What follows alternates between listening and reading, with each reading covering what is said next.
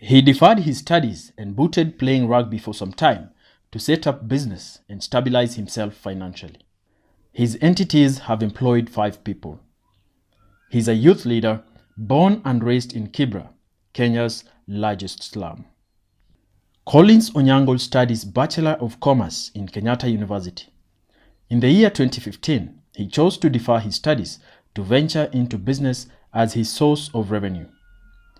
He's the third born in a family of 7. It's been a struggle. You know, people have been finishing universities, but most opportunities are not readily available for them.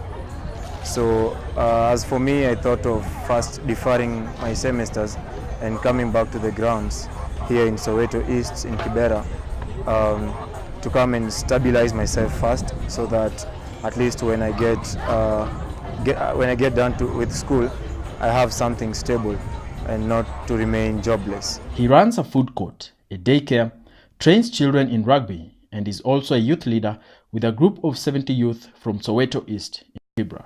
I started a youth welfare group, currently about 70 members, and I also started a barber shop that has given 2 youths employment, and my barber restaurant has given 3 people employment. This, even as the unemployment rate in the country continues to skyrocket, the youth bearing the brunt. The biggest challenge that youth face generally in Kenya is unemployment. Relatively about 800,000 youths Kenya-wide are unemployed. And you can never tell where the problem is specifically, because you realize the job opportunities for the white collars are not as much, and it is either we form our own employment or we will end up as youths getting involved into a lot of crime, of which is not okay for the community.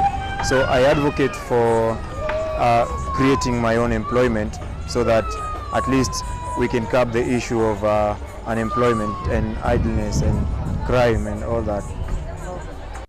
Ryan is one of his employees in the food court. Nimefanya kazi hapa for long around sahi ni miaka miwili hivi. Nisikuma tu job hapa. Hii kazi ni poa, inanisaidia.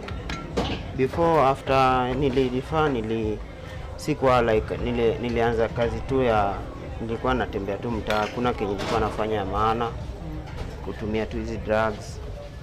Pesa yenye nilikuwa napata naona tunaweza tumia drugs, then later nikakaa chini nikaona hizi nisaidia. Niko na mkono, niko na energy, niko na brains, naweza reason. Nikamwa kupatana na bishtangu Collince Onyango, then akanishow kama like niliona hii ni kitu poa anafanya, nikasema tunaweza saidiana kwa hii kazi. Then hivyo ndio tulianza tu before hii structure kwa hata hivi. Tulianza hivyo pole pole tukigrow pamoja mpaka imefika penye iko sahi. And this is why he likes working with children. Children are the root to every society. So I thought it wise to nurture them through rugby as a sport, to bring the 2 villages together, that is Soweto and Silanga. Happening that the dam park is the most available pitch around, I thought it nice to start this rugby, Kibera Junior Rugby here, so that we can bring a very strong society.